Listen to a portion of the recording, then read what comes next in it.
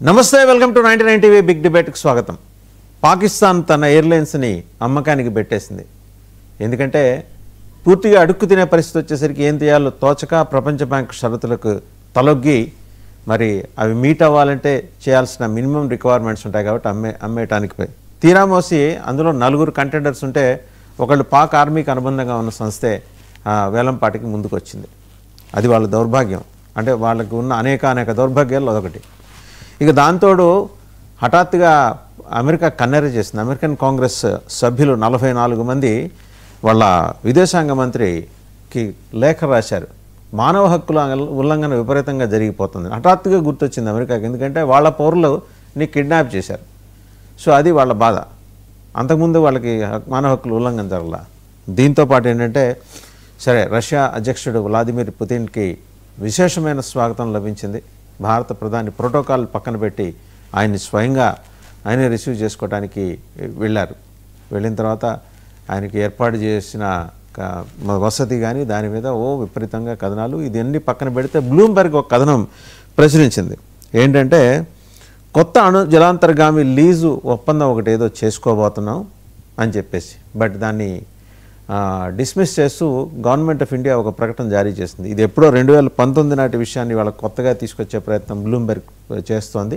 అటువంటిది ఏమీ లేదు.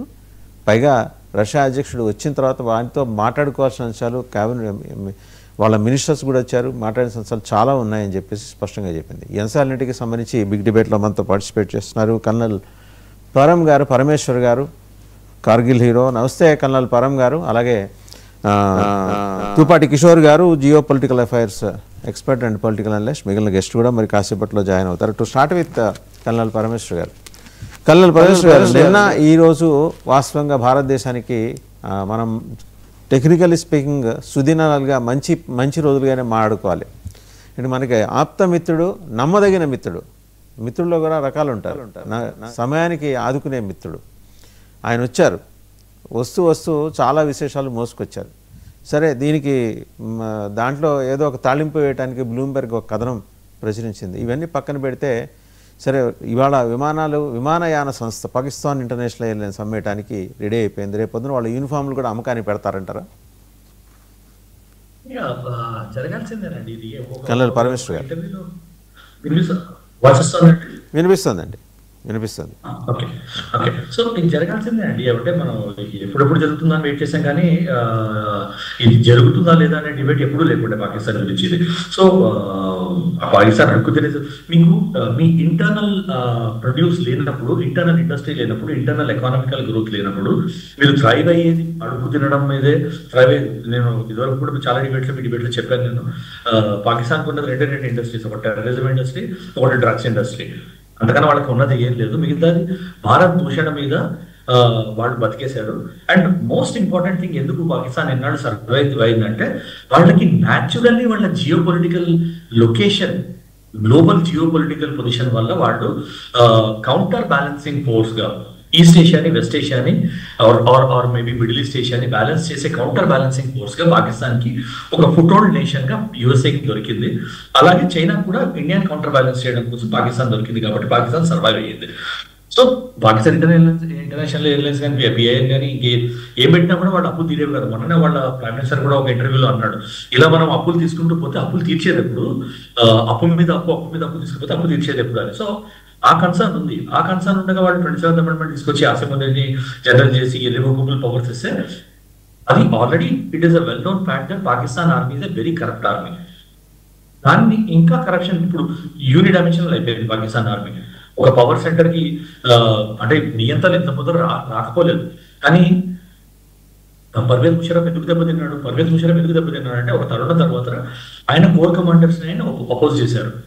ఈయన పవర్స్ ఎక్కువైపోతున్నాయి, ఇట్లా కాదు అని ఆయన అపోజ్ చేసి ఆయన పవర్ తగ్గించారు. అవన్నీ తగ్గించేస్తూ వాళ్ళ అపాయింట్మెంట్స్ కూడా ఆయన చేతిలో తీసుకుని వాళ్ళని ఎప్పుడు అపాయింట్ చేసినా సరే, ఎప్పుడు పీకేసినా సరే ఆయన పవర్లోనే ఉంటుందని ఆశ తీసుకునేసరికి ఒక కోలాహలం మొదలైంది. ఇప్పటికి కూడా మీరు చూస్తే ఆ అమెండ్మెంట్ సైన్ చేయడానికి షహబాజ్ షరీఫ్ దేశానికి వెళ్ళి ఇప్పటికా దాకా వెళ్ళలేదు. ఎప్పుడు వెళ్తాడో తెలియదు, కావాలని ఢిల్లీ చేస్తున్నాడు దేశానికి వెళ్ళడానికి. సో యాజ్ ఆఫ్ నో ఆయన దేశం తిరిగేలా సైన్ చేయాలి. ఈ was not allied with amendment. దానిలో పెడదామని ట్రై చేశాడు కానీ కుదరలేదు ఆయన. సో ఎప్పుడు వెళ్తాడు, ఎప్పుడు వెళ్ళి సైన్ చేస్తాడు, వెళ్ళి సైన్ చేయలేదు అనుకోండి ఏముంది, ఆయన జైల్లో పడేసి ఇంకో పర్మిషన్ చేస్తారు, అంతగానే ఏం లేదు. సో ఇలాంటి తరుణంలో ఈ పాకిస్తాన్ కల్నల్ పరం గారు ఒక ప్రశ్న, ఒకవేళ షహబాజ్ షరీఫ్ యూరోప్ పర్యటనలో ఉన్నాడు, ఆయన వచ్చిన తర్వాత కూడా సైన్ చేయకపోతే ఎవరిని జైల్లో వేస్తారు, ఎవరు ప్రైమ్ మినిస్టర్ అవుతారు? అది పాకిస్తాన్ లో మనం వేరే డిబేట్ చేయగలని మీరు అడగాల్సిన క్వశ్చన్ కాదు, అందరికి తెలిసిన క్వశ్చన్. అది షహబాజ్ షరీఫ్ చేయకపోతే షహబాజ్ షరీఫ్ లాంటి ఇంకోటి వేలుపుగా తీసుకొస్తారు. ఏముంది, వీళ్ళందరూ represent prime ministers and represent ministers, వీళ్ళందరూ ఎంతమంది ఉన్నా కూడా వాళ్ళు ఇమ్రాన్ ఖాన్ ని జైల్లో పెట్టింది ఎందుకు, ఇమ్రాన్ ఖాన్ జైల్లో ఎందుకు పెట్టాడంటే మేము ఆయన్ని ప్రైమ్ మినిస్టర్ చేసాము, దాని తర్వాత ఆయన పవర్స్ కన్నా ఎక్కువైపోయాడు. ఐఎస్ఏ పదవి చీఫ్ పదవి నుంచి అసెంబ్లీ తీసేశాడు. దాంతో మొత్తం ఆ పాకిస్తాన్ ఆర్మీలోనూ ఆ పవర్ సెంటర్స్ కులాలో మొదలయ్యి మెల్లమెల్లగా ఇమ్రాన్ ఖాన్ ని మార్జినలైజ్ చేయడం జరిగింది. సో ఇప్పుడు కూడా 27th అమెండ్మెంట్ లో చేసింది ఏంటి, ఇప్పుడు పొలిటికల్ కిల్లింగ్స్ చేసినా కూడా ఆసియా ముందుకి ఎదురు లేకుండా అయిపోయింది 27th అమెండ్మెంట్. సో అది పక్కన పెడితే పాకిస్తాన్ ఎందుకు వెళ్తుంది గ్లోబల్ దీని దగ్గరికి అంటే, ఆ డెట్ రిగన్ ఎకానమీని రన్ చేయడానికి ఇంకా డెట్ కావాలి. ఆ డెట్ రావడానికి ఇప్పుడు ఫార్త్ నిగా, ఫైనాన్షియల్ టాస్క్ ఫోర్స్ నిగా, IMF నిగా, వరల్డ్ బ్యాంక్ నిగా వాళ్ళ మీద ఉంది. సో వాళ్ళు కొలాటరల్ పెట్టకపోతే వాళ్ళకి ఆఫీషియల్ పొజిషన్ లో ఎవరు లేరు. సో ఒక టైంలో, ఒక స్ట్రాటజిక్ టైంలో ఇండియాని కొంచెం పార్టీ పుష్ చేయాలి కాబట్టి యూఎస్ఏ పాకిస్తాన్ వాడుతుంది, కానీ పర్మనెంట్ గా పాకిస్తాన్ వాళ్ళ సైడ్ లో పెట్టుకోలేదు. సో ఇప్పుడు మళ్ళీ హ్యూమన్ రైట్స్ ఉల్లంఘనలు అవుతున్నాయి, Pakistan has to step up their game అనుకుంటూ యూఎస్ఏ ఏముంది, వాళ్ళ అవసరం చూసుకుని వాళ్ళ స్టేట్మెంట్ ఇచ్చుకుంటారు, వాళ్ళ పొజిషన్ చేంజ్ చేసుకుంటారు. సో ఇప్పుడు కన్సర్న్ ఏంటి, యూఎస్ఏకి ఇమీడియట్ గా ఇండియా రష్యా ఎందుకు why are the coming close, sudden గా పుటిన్ ఎందుకు వస్తున్నాడు అనేది ఒక పెద్ద కన్సర్న్ ఆయనకి. So and numbers are visible to everyone, అందరికీ కనిపిస్తాయి నంబర్స్. ఇండియా రష్యా ట్రేడ్ ఎలా ఉంది, ఇండియా రష్యా ట్రేడ్ డెఫిసిట్ ఎలా ఉంది, ఇప్పుడు ఏం చేస్తున్నారు, ఏ ఫీల్డ్స్ లో ట్రేడ్ చేస్తున్నారు అనేది అది మనం సపరేట్ గా కూడా మాట్లాడుకోవచ్చు. కానీ ఏంటంటే $13 బిలియన్ ఉన్నది 4 ఏళ్ల క్రితము, 2 ఏళ్ల సారీ, అది ఇప్పుడు $70 బిలియన్ అయిపోయింది India USSR trade, India Russia trade 5 ఇంతల కన్నా పెరిగింది. ఎందుకు పెరిగింది? Purely based on Russian oil. మనం రష్యన్ ఆయిల్ కొంటున్నాము, మనం ఇంతింతో పెంచాం కాబట్టి ఆ ట్రేడ్ పెరిగింది. దానిలో మీరు తీసి చూస్తే ట్రేడ్ డెఫిసిట్ చాలా ఎక్కువ ఉంటుంది, ఎందుకంటే ఇండియా రష్యా తగ్గించుకుంటుంది ఎక్కువ, కానీ రష్యా మనం తగ్గించుకుంటుంది తక్కువ.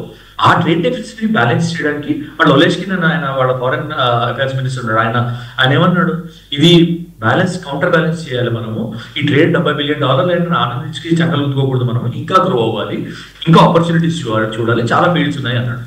వాటిలన్నింటిలో ఏం చేయాలంటే పాకిస్తాన్ కూడా పైసలు కావాలి. పాకిస్తాన్ పైసలు కాబట్టి ఇంటర్నేషనల్ కమ్యూనిటీస్ వచ్చేది ఎక్కడి నుంచి, యుఎస్ఏ పవర్ బ్లాక్ నుంచి కానీ, చైనా నుంచి కానీ. చైనా ఒక అడుగు వెనకాల తీసుకొని చూస్తుంది, ఇప్పుడు అప్పులు ఇవ్వట్లేదు. మీరు చూస్తే లాస్ట్ ఫ్యూ డేస్ లో పాకిస్తాన్ గట్టిగా అప్పులు ఇవ్వట్లేదు. సో ఎక్కడికి వెళ్తారు, IMF దగ్గరికి, వరల్డ్ బ్యాంక్ దగ్గరికి వెళ్తారు. సో IMF దగ్గరికి, వరల్డ్ బ్యాంక్ దగ్గరికి వెళ్తే బాబు మీరు కొలాటరల్ పెట్టకపోతే మీకు అప్పులు ఇవ్వమని వాళ్ళు అన్నారు. సో దాంతో ఏముంది, పాకిస్తాన్ ఇంటర్నేషనల్ ఎయిర్లైన్స్ వాళ్ళు అమ్మకానికి పెట్టారు, ప్రైవేటైజ్ చేయడము, దానికి వచ్చే పైసలు మళ్ళీ ఎకానమీలో పంప్ చేస్తామని గ్యారంటీస్ ఇస్తున్నారు. గ్యారంటీస్ వాళ్ళు ఇవ్వకపోతే వాళ్ళకి అప్పు దొరకదు. వాళ్ళు ఆ గ్యారంటీస్ ఇవ్వడము, దాన్ని మళ్ళీ వాళ్ళు టెర్రరిజం ఇండస్ట్రీలోకి పంప్ చేయడము, ఇవన్నీ జరిగేవే.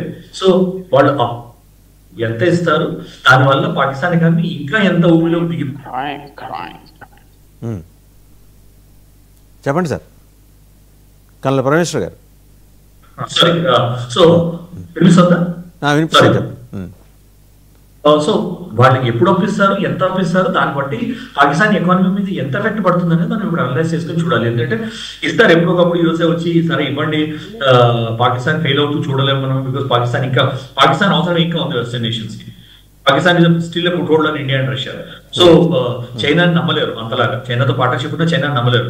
పాకిస్తాన్ అయితే వాళ్ళ కాళ్ళ కింద పడుతుంది చెప్పులాగా, ఇప్పుడు లేస్తాడు నిల్చోండి నిల్చుంటాడు. ఆ ఇంటర్నేషనల్ కాన్ఫరెన్స్ లో కూడా మీరు చూసారు, ఈజిప్ట్కి వెళ్ళినప్పుడు మళ్ళీ రాడు నా గురించి మళ్ళీ చెప్పంటే వచ్చి చెప్పాడు ఆయన. సో ఆల్మోస్ట్ ఒక దేశం ప్రైమ్ మినిస్టర్ గా కాదు, ఆయన ఇంట్లో ఆయన సర్వెంట్ లాగా బిహేవ్ చేశాడు ఆ స్టేజ్ మీద. సో పాకిస్తాన్ మన చెప్పి చేతుల్లో ఉంటుంది కాబట్టి ఎప్పుడు తిట్టినా పడతారు, ఎప్పుడు అప్పులు ఇచ్చినా తీసుకుంటారు, ఏమన్నా కూడా పడతారని ఒకటి ఉంటుంది. కాబట్టి ఎప్పుడు అప్పిస్తారు, ఎంత అప్పిస్తారు, దానివల్ల పాకిస్తాన్ ఓవరాల్ ఎకానమీ ఎంత అప్పు పడుతుంది అనేది quantum of thing and the deal మీద ఉంటుంది.